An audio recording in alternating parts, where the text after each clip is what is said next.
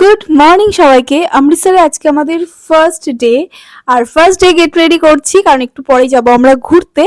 তো আজকে আমি পরবো একটা সুন্দর হোয়াইট কালারের স্যুট, তার সাথে কিন্তু চূড়াও পরবো, ফার্স্ট টাইম চূড়া পরবো। তো দেখি কেমন লাগে, তো তোমাদের সাথে শেয়ার করি। চুড়িদারটা পরে আসি।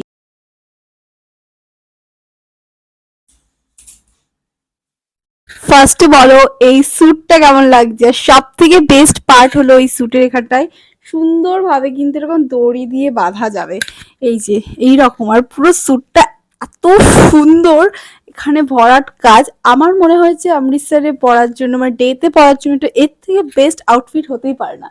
এর স্লিভসটা দেখো ভীষণই কিন্তু কমফোর্টেবল, আর পিওর কটনের উপরে রয়েছে। তোমাদের যদি ড্রেসটা লাগে লিংক লিখো, আমি কিন্তু লিংক দিয়ে দেবো কমেন্টে।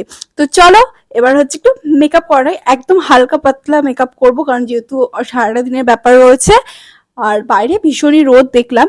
তো হালকা পাতলা একটু মেকআপ করে নি। চারে যেহেতু প্রচন্ড গরম তাই একটু কম্প্যাক্ট পাউডার ইউজ করে নেব, কারণ এত রোদে যদি আমি মেকআপ করে বেরোই তো সেটা খুবই অড লাগবে, মানে আমার কাছে ভীষণই অড লাগবে। মুখটা এখন ঘেমে যাবে না, সোয়েট করবে আর বেশি বাজে লাগবে। তো কম্প্যাক্ট পাউডার দিয়ে নিয়ে হালকা একটু ব্লাশ করব। এবার আমি ইউজ করব ব্লাশ, যেটা মোস্ট ইম্পর্টেন্ট পার্ট মেকআপের। ব্লাশটা একটু বেশি দিলেই ভালো লাগে। যেহেতু দিনের বেলায় কোনো মেকআপ থাকছে না তাই একটু ভরে ভরে ব্লাশ আর একটু ডিপ লিপস্টিক।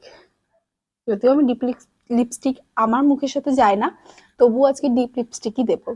যেটা ব্লাশ হিসেবে দিয়েছিলাম সেটাই চোখের ওপরে দিয়ে দেবো, কারণ শ্যাডো আমি ইউজ করি না। আমি যত আমার মেকআপ দেখবে বেশিরভাগই সব ব্লাশ দিয়ে কাজ চালিয়ে দিয়েছি। সেটার একটু প্রবলেম হতে পারে কারণ ভেতরটা অনেকটা একটু কমই লাইট রয়েছে। তো চলো আইব্রোটা একটু ফিল করে নিই হালকা করে।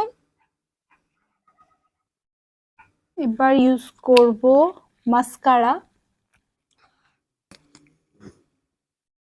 ঠিক শেডে আমি এই দুটো কালার কম্বিনেশন ইউজ করব, যেটা কিন্তু ভীষণই সুন্দর। এই কালারটা বেশি সুন্দর, তো দেখা যাক কোনটা বেটার লাগে। আর লিপস্টিক আমি ফোন দেখে পরতে পারি না তাই লিপস্টিক পরে আসি। মনে হচ্ছে শুধু এই কালারটাই বেটার লাগছে, মানে ওর উপরে আর অন্য কোনো কালার দিলে হয়তো ভালো লাগবে না।